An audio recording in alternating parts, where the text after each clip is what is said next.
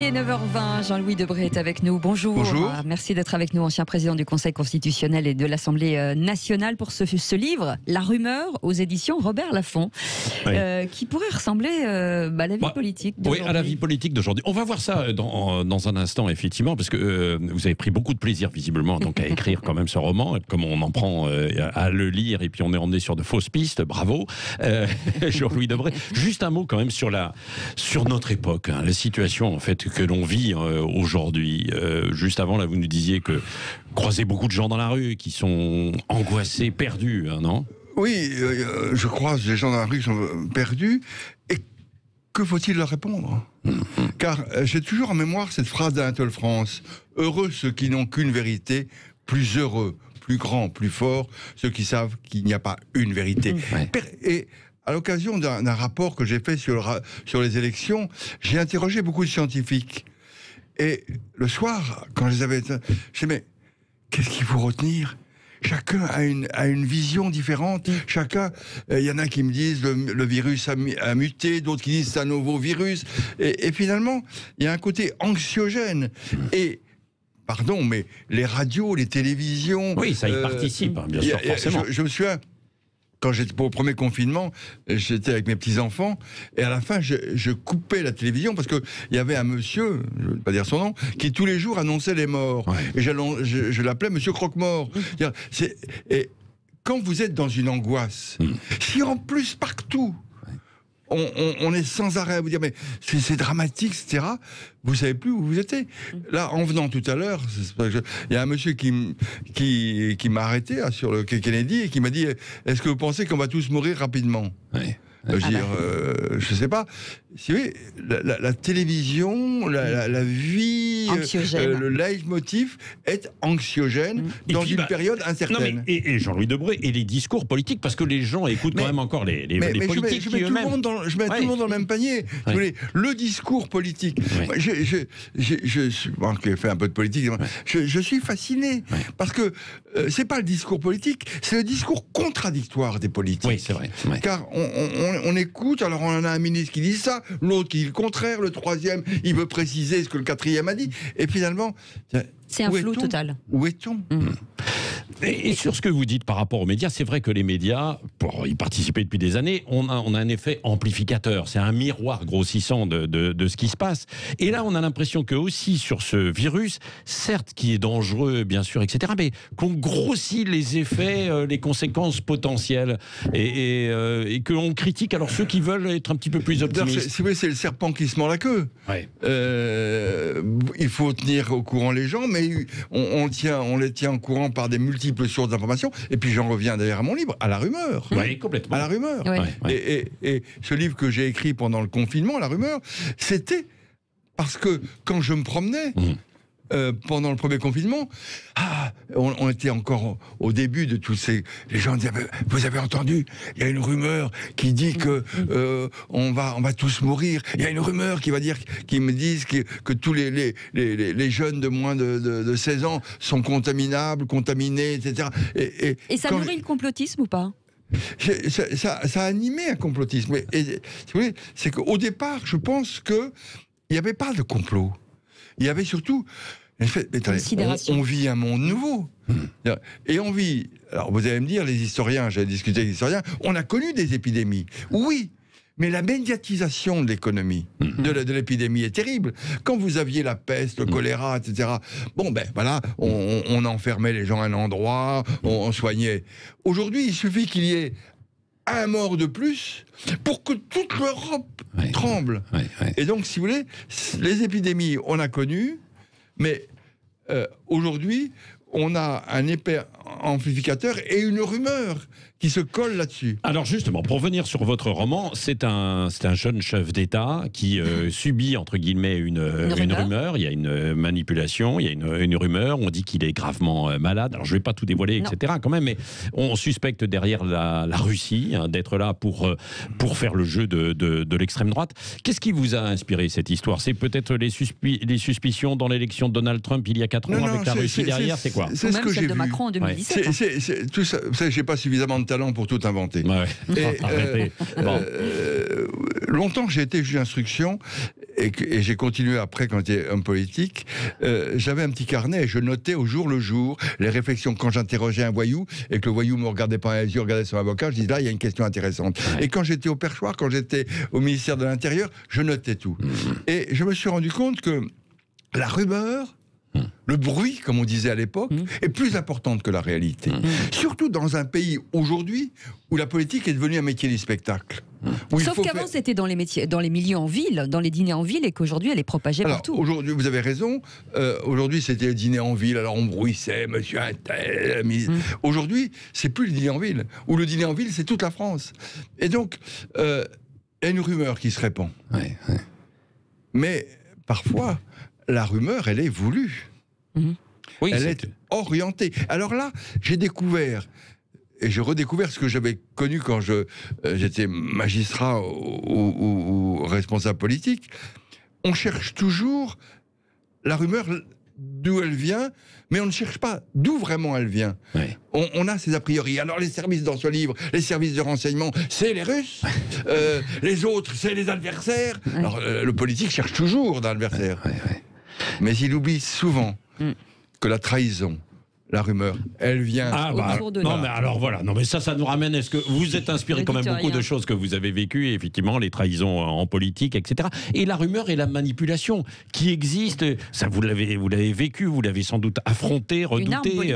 C'est énorme, effectivement, en politique pour tenter de déstabiliser. Mais c'est énorme et finalement ça devient la vérité. Je le raconte dans le livre parce que je l'ai vu, je l'ai entendu, je l'ai compris. Le président sort, on n'écoute plus ce qu'il dit. On n'entend plus, on le regarde. Je me suis amusé à faire une scène du Conseil des ministres où le ministre, le président est convaincu que les ministres regardent différemment.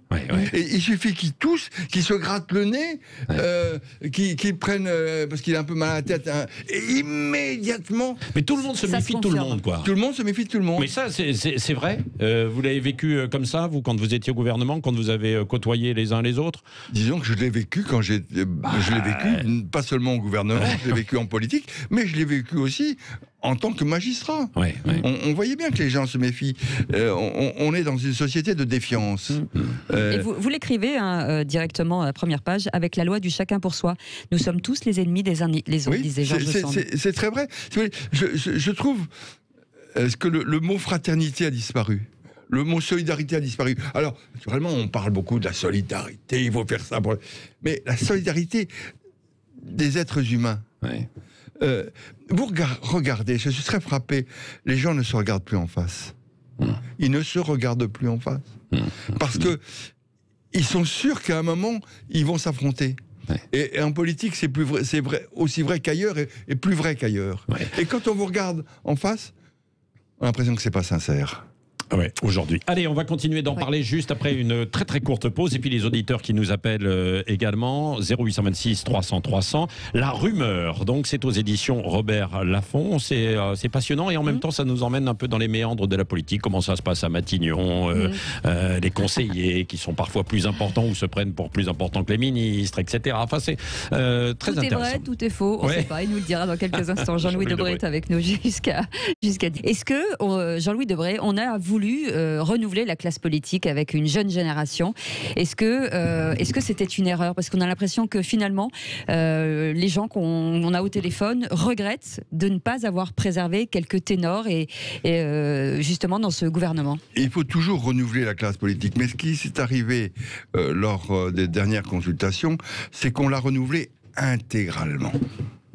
Et du coup, la classe politique a perdu ses repères. Son héritage. Je me souviens, quand on prend l'histoire du Parlement, les premières assemblées étaient constituées, après la guerre, d'hommes et de femmes qui avaient fait la résistance.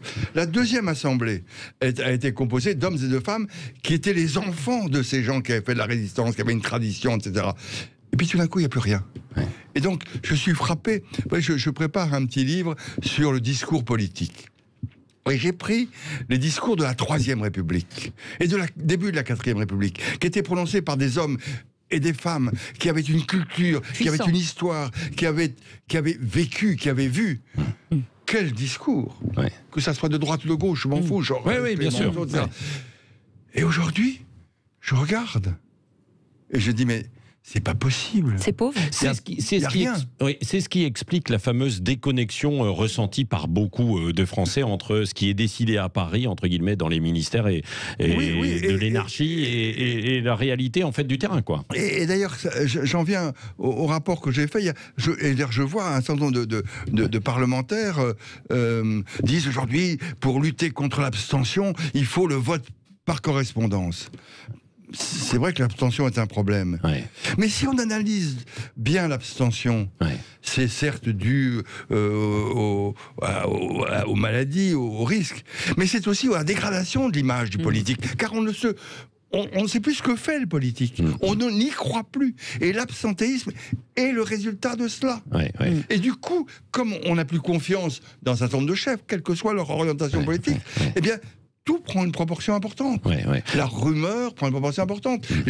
Et partant de ça, et on le voit aujourd'hui, la loi est devenue un moyen de la communication politique. Comme dans ce monde où on est incapable de saisir, eh bien, on fait des lois.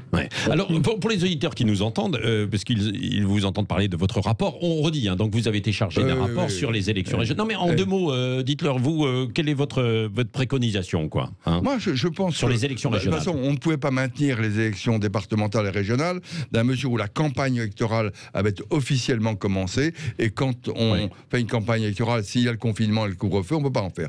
Donc, j'ai suggéré au gouvernement, ça c'est la responsabilité du gouvernement, je crois qu'il va me suivre, de les faire au mois de juin, et là, avec une campagne électorale que l'on va réduire à 3 mois et non pas 6 mois, et il faut que la démocratie passe. Une des réponses à l'inquiétude, à l'angoisse de nos concitoyens, c'est de montrer que la démocratie, la République, elle n'abdique pas.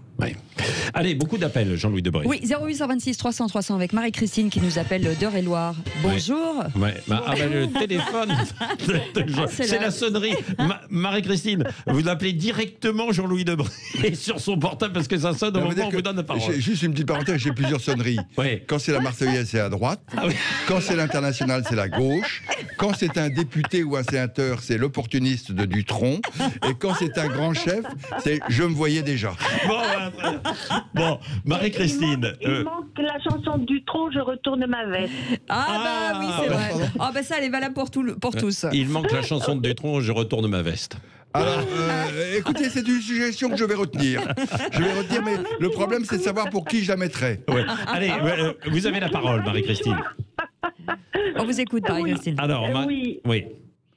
La rumeur, oui, bien sûr. Et je pense qu'aujourd'hui, elle a une importance cruciale dans la mesure où, d'année en année, on a vu nos compatriotes perdre tout sens critique, aidés en ça par l'éducation nationale, de façon volontaire pour certains enseignants, involontaire pour d'autres. Le général disait tous des veaux il y a quelques années. Il était très optimiste. Aujourd'hui, je pense que les Français sont lobotomisés. Peut-être exception faite des restaurateurs dans le sud de la France, parce qu'aujourd'hui, je suis absolument scandalisée de voir que on fait avaler aux Français tout et n'importe quoi et les plus énormes absurdités. Georges Marchais disait plus c'est gros, plus ça passe. C'est un peu ça. C'est ce que. Oui, aujourd'hui, on devrait être des millions dans la rue pour s'opposer à l'absurdité qui est ambiante.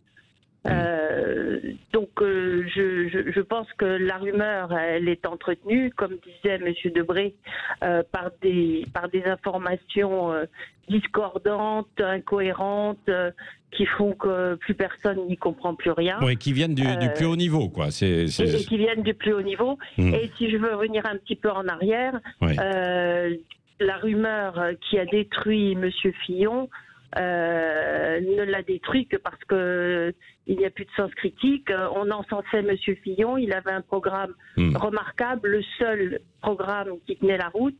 Une accusation, pas une condamnation, une accusation, là, déglingué parce que tout le monde d'un seul coup lui a tourné le dos. Oui, c'est vrai, mais Marie-Christine, mais il y a eu des faits malheureusement pour lui derrière. Il y a eu des faits au départ. C'est vrai que c'était une rumeur. Encore avéré au moment de l'élection. Ouais, moi, je considère qu'on m'a volé mon élection et que c'était une volonté délibérée du pouvoir judiciaire de nous enlever le candidat qui était le plus dangereux pour ceux qui avaient un objectif qui était de mettre M. Macron au pouvoir. Et on voit le résultat. Bon, alors Marie-Christine, restez en ligne avec nous. Jean-Louis Debré. Oui, c'est-à-dire que si vous voulez, on vit aujourd'hui dans un monde où il n'y a plus de certitude et dans un monde qui est anxiogène et que par conséquent, la moindre petite rumeur, si elle est bien travaillée, bien orchestrée, avec des relais, prend la place de la vérité. Et donc, on assiste aujourd'hui, au niveau du politique, à la guerre des rumeurs. Avant, quand j'étais magistrat, il y avait la guerre des clans. Là, c'est la guerre des rumeurs. Et la guerre des rumeurs qui a qu'un but, c'est détruire l'autre. Non pas la rumeur pour essayer de construire. Avant, si vous voulez, il y avait des idéologies, on pouvait être contre, mais il y avait une certaine vision de l'État, de la France. Et aujourd'hui, ce sont des rumeurs pour se maintenir au pouvoir et pour tuer l'autre. Alors, pour revenir également aussi à ce que dit cette dame, je crois qu'elle a profondément raison. On passe trop dans les écoles sous silence notre histoire. Notre histoire, oui. Notre histoire. Marie-Christine. Et pas forcément l'histoire de la monarchie, mais prenons l'histoire de la République. Je vais revenir à un exemple, si vous permettez 30 secondes. Bien sûr. J'ai parlé tout à l'heure du vote par correspondance, dont j'étais très, très réservé. Mais pourquoi, sous la Troisième République, alors que même Léon Blum était partisan du vote des femmes, on ne l'a pas fait, il a fallu attendre De Gaulle. C'est parce qu'on considérait que si on donnait le droit de vote aux femmes, comme les femmes étaient prises en main par l'Église catholique à l'époque, bien sûr. on avait un vote orienté. Et donc, si vous voulez, faisons attention, rappelons l'histoire, rappelons d'où nous venons et essayons de donner à nos enfants de vrais repères. Oui, ça c'est particulièrement important. Jean-Louis Debré, un autre appel pour vous au 0826 300 300. Vous pouvez continuer d'appeler. Et c'est Eric qui est avec nous. Bonjour Eric. Eric, vous êtes là? Eric doit être là. Je vois le numéro qui s'affiche. Allô. Oui, voilà, Eric, on vous a retrouvé. Oui. Eric, bonjour. Jean-Louis Debré vous écoute sur la rumeur qui est l'objet donc de son roman. Le titre, évidemment, est La rumeur. Oui, bonjour, monsieur Debré. Bonjour. Je pense, par rapport à ce qu'il dit, je pense que c'est global, c'est-à-dire c'est toute la société, c'est l'individu. Nous sommes passés d'une société de la réflexion et du débat à une société de l'émotion, de la communication, où c'est l'image de marque plus que les idées politiques qui comptent, c'est le paraître. Il parlait de solidarité, le sentiment de communauté. Tout ça a été déconstruit. Nous sommes dans une société où c'est l'hédonisme, le plaisir personnel et l'égoïsme qui comptent. Et je pense que la mondialisation, en ce sens, a complètement déstructuré les sociétés. C'est-à-dire qu'on n'a plus ce sentiment de communauté, de faire partie d'un ensemble. On doit se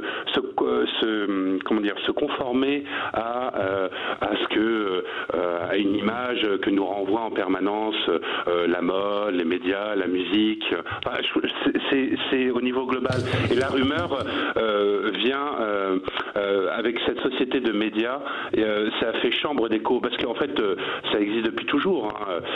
Avant, vous avez une presse toute puissante, vous aviez un nombre incalculable de journaux qui propageaient des rumeurs. Les réseaux sociaux étaient dans les bars. Aujourd'hui, on est seul. On n'est plus un groupe, on est un individu. Et en fin de compte, il y a de plus en plus de gens qui se sentent perdus puisqu'ils n'ont plus de sentiment d'appartenir à un ensemble qui est plus grand qu'eux-mêmes, qui va au-delà de la famille, qui va au-delà de la ville. On est dans l'individualité où c'est le moi qui prédomine. Chacun et pour soi, ce que pense l'autre ne compte pas. C'est moi, je veux, moi, en permanence. Et je pense que c'est là où la rumeur en fait, c'est-à-dire qu'on attaque le jeu avant on attaque le jeu et en attaquant le jeu, on détruit le nous. En fait, tout est orienté vers le jeu. Le nous ne compte plus. Donc, ce qui compte, c'est détruire la personne. Et en détruisant la personne, eh bien, on peut, par exemple, là, ça a servi. En fin de compte, ça a servi pour le cas de M. Fillon, ça a servi qu'une seule personne. Ça a servi le président actuel, hein, puisque les gens de la droite se sont orientés vers M. Macron. Ils n'allaient pas voter M. Mélenchon. Donc, ça a orienté le vote vers M. Macron. Et en fait, M. Macron, c'est je pense, le summum de cette société de l'individualisme. On a atteint un paroxysme à ce niveau-là. Ouais. Mais c'est une bonne démonstration, Éric, sur la rumeur. Oui, absolument. Restez avec nous, Éric. Jean-Louis Debré. Quelques petits points. Oui. D'abord, je suis d'accord avec vous. On assiste, du fait de la mondialisation, à une espèce d'uniformisation, de standardisation de l'individu, mais des comportements. Ouais. Ça, c'est très important.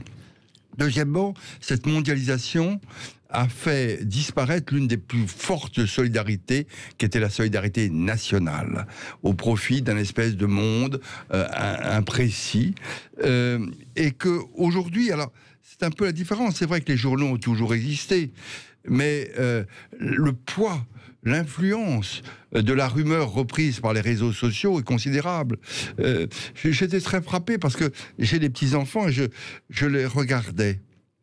Et moi, quand j'étais enfant, on se mettait à l'heure du dîner devant la télévision et on regardait les informations et mon père les commentait. Ouais. Là, tous ces enfants, ils sont nombreux, j'en ai 7, ont leur tablette, ne lisent plus un journal, ne lisent plus un livre, et ils ne communiquent même plus entre eux. Ils sont dans leur univers, de leur tablette, des informations des uns et des autres. Dans leur communauté.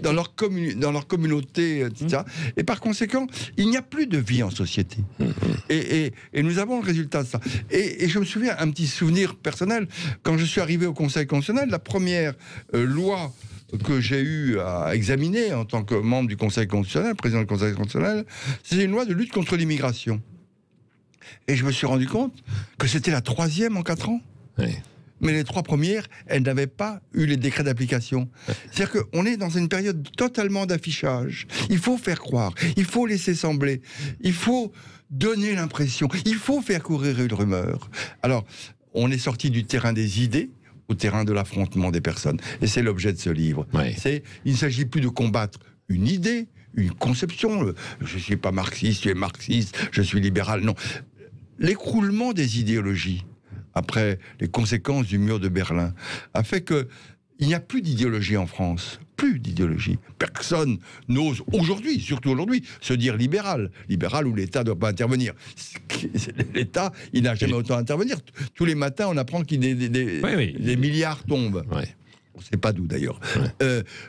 Vraiment, si aujourd'hui se dire communiste, il n'y a pas beaucoup de pays où la liberté a résisté au communisme. Donc on n'a plus de certitude dans ces grandes idéologies. Ouais. Et donc on se retrouve vers l'individualisme. Ouais. Vous redoutez, comme le disent certains, un chaos de nos sociétés? Je trouve que tout est possible. Ouais. Nous sommes dans des sociétés qui... Il faut imaginer ce qu'il y a derrière le mot chaos, hein, oui, Jean-Louis Debré. Mais il n'y a plus de cap. Ouais. Vous savez, quand... reprenons De Gaulle, on pouvait le combattre, mais il y avait une certaine vision de la France, une certaine vision de l'État. Et donc on pouvait se retrouver ou ne pas se retrouver. Très bien, parfait. C'est ça la politique, c'est l'affrontement des idées. Aujourd'hui, il n'y a plus d'idées.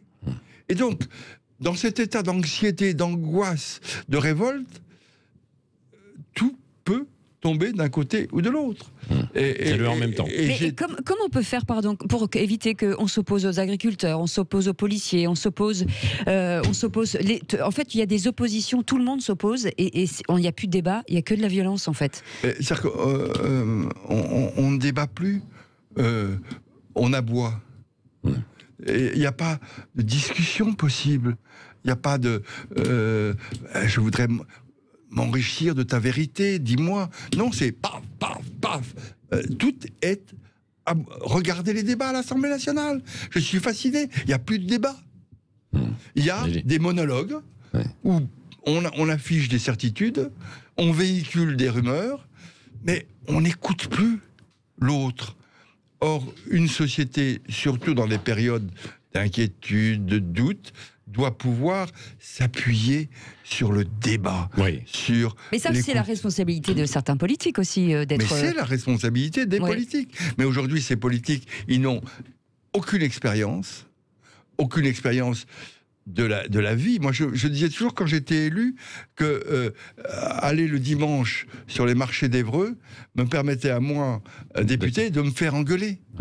Et de regarder les gens simplement comme on se regarde plus.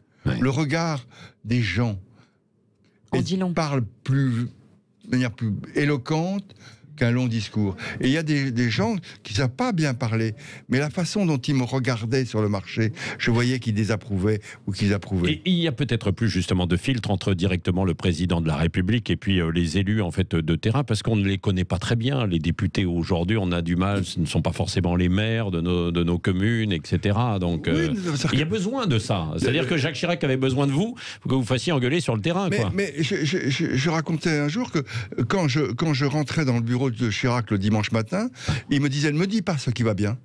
Ils sont tous en train de me dire que je suis le plus beau, le plus grand, dis-moi ce qui va mal. Ça, il n'y en avait pas beaucoup qui pouvaient lui dire, qui osaient lui dire. Non, mais ça avait une contrepartie, c'est que les critiques que je lui faisais, elles restaient entre lui et moi. Parce qu'un ministre, quand il n'est pas d'accord, ça ferme sa gueule ou ça s'en va, comme dirait Chevènement. Ah bah voilà. Bon, en tout cas, La Rumeur, Jean-Louis Debré, aux éditions Robert Laffont, c'est un roman qui est tout près quand même d'une certaine réalité, donc c'est intéressant de le lire. Il y a des allers-retours en fait avec cette enquête, un meurtre, etc. Enfin bon, je ne vais pas tout vous dire. Ne dites rien, malheureux. Non. Mais... Toute ressemblance n'est pas fortuite. Merci en tout cas d'être venu ce matin au micro Sud Radio. Dans un instant, est-ce que